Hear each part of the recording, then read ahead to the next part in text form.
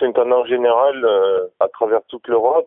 Et c'est pas particulièrement que les clubs demandent à Marseille plus d'argent qu'ils demandent à d'autres. Bon, c'est sûr que quand vous arrivez dans un club, que vous faites des annonces avec des chiffres, vous vous exposez. Vous faites ça peut-être pour contenter les supporters et impressionner la presse. Mais sur le long terme, quand vous annoncez des chiffres dès le départ, c'est sûr qu'après les gens ils vous attendent au tournant, les clubs vendeurs. Donc je pense qu'ils ont peut-être fait une erreur au départ.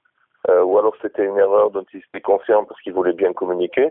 Mais maintenant, c'est peut-être que ça leur revient comme un boomerang dans la figure. Mais après, c'est pas parce que c'est Marseille que Palace demande de l'argent pour Mandanda ou que West Ham a demandé beaucoup d'argent pour Dimi. C'est juste que le marché est comme ça. Il y a une inflation qu'on n'a jamais vue dans l'histoire du foot. Ça, je suis d'accord avec vous.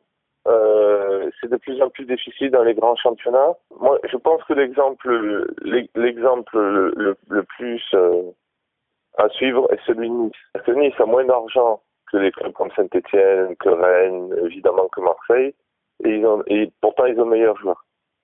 Pourquoi? Parce que c'est le club dans le recrutement qui travaille le mieux. Ils ont pour moi le meilleur responsable du recrutement en France, qui est Serge Cordier, qui fait un travail absolument extraordinaire. Je pense plutôt que de dire les prix c'est trop cher, on n'arrive pas à faire des deals, ces joueurs-là sont inatteignables, etc. Moi je dis au club, travaillez, mettez-vous au travail. Donc c'est qu'une question de travail.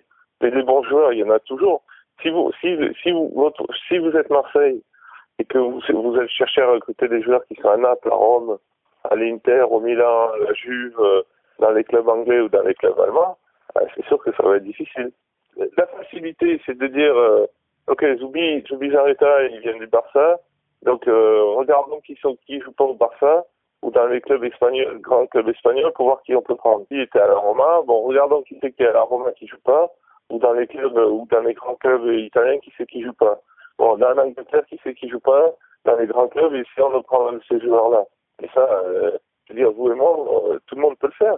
Et quand vous avez moins de moyens ou que les prix qu'on vous demande sont vous pouvez pas vous aligner ou quand vous pouvez pas garder votre attaquant comme c'est le cas pour Baffé, il faut le prévoir à l'avance, il faut travailler, il faut aller chercher les bons joueurs. Les bons joueurs, il y en a.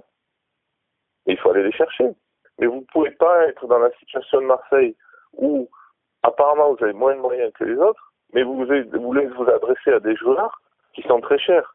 Là, il y a un truc qui marche pas. Si vous voulez, ça manque, j'allais dire ça manque de cohérence. C'est pas que ça manque de cohérence, c'est que soit ils n'ont pas les moyens de leurs ambitions, soit il faut qu'ils travaillent différemment.